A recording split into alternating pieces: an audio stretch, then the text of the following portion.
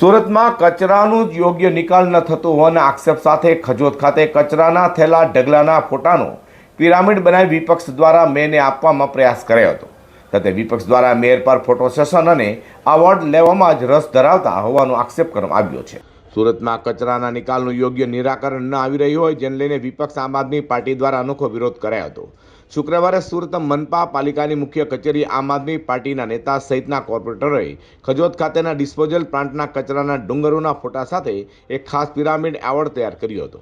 ત્યારબાદ આ એવોર્ડ મેયરને આપવાનો પ્રયાસ કર્યો હતો, જોકે મેયરે વિપક્ષી સભ્યોને મળવાને બદલે નીકળી ગયા હતા. તો વિરોધ અંગે વિપક્ષ દ્વારા જણાવાયું હતું કે મેયરને આપવા માટે એક ખાસ કચરાના ફોટા સાથેનો પિરામિડ એવોર્ડ તૈયાર કરાયો હતો.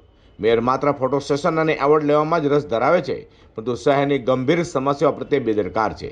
સુરતના ખજોર વિસ્તારમાં 14 લાખ મેટ્રિક ટન કચરાના ઢગલા પડ્યોની સાથે રોજના 2500 મેટ્રિક ટન કચરો વૈજ્ઞાનિક ઢબે નિકાલ થવો જોઈએ, જે ન થઈ રહ્યો હોવાના આક્ષેપો વિપક્ષ દ્વારા કરવામાં આવ્યા છે. આજે કઈ પ્રકારનો વિરોધ કરવામાં આવ્યો હતો? આજે અમે પિરામિડ ટાઈપના કચરાના ઢગલાના જે ફોટા હતા એ ટાઈપનું અમે એક પિરામિડ બનાવેલું હતું અને એ માનનીય મેયરશ્રીને અમે એમની ઓફિસમાં આપવા ગયા, પણ એમણે ઓફિસમાં આવવા દેવાની જ ના પાડી દીધી. એટલે રસ્તામાંથી જ્યાં જતા હતા ત્યારે અમે એને આપવાની ટ્રાય કરી, પણ એ તો કાયર મેયર છે, ડરપોક મેયર છે કે જે ભાગી ગયા.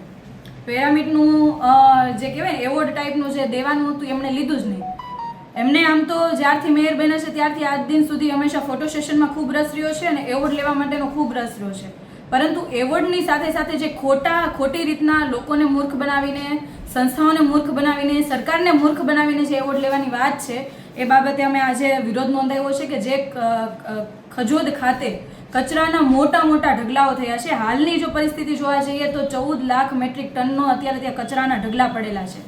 તો આ બાબતે અમે અગાઉ પણ પ્રેસ કોન્ફરન્સના માધ્યમથી પણ ધ્યાન દોર્યું હતું અને આવી ઘટના તો ત્યારે સામે આવે છે કે જ્યારે કોઈ બીજા વ્યક્તિઓ ગેરકાયદેસર રીતે જે કચરાના ઢગલા બહાર ઠલવાય છે, કચરો બહાર નિકાલ કરાય છે, એ બહાર આવે છે ત્યારે ખબર પડે છે કે કરોડોનો કચરાનો કહેવાય ને કે 14 લાખ મેટ્રિક ટન કચરો હાલમાં ત્યાં પડ્યો છે. આમ તો મોટી મોટી વાતો કરે છે, રોજની 2500 મેટ્રિક ટન કચરો નિકાલ થવો જોઈએ વૈજ્ઞાનિક ઢબે, તો થતું નથી. એટલે આંકડાકીય માહિતીની સાથે સાથે જે પેપર વર્કની અંદર જે ખોટું કરી રહ્યા છે, સરકારને મૂર્ખ બનાવી રહ્યા છે, તો આ બાબતનો અમારો સખત વિરોધ હતો. વધુમાં વિપક્ષ આપ દ્વારા એવા પણ આક્ષેપો કર્યા હતા કે કચરાના નિકાલની કામગીરીમાં પણ મળતીઓએ શાસકો દ્વારા કામ આપીને મોટાપાયે આર્થિક ગેરરીતિ અને ટકાવારીની સિસ્ટમ ચલાવી રહી હોવાનો દાવો પણ મીડિયા સામે કર્યો હતો.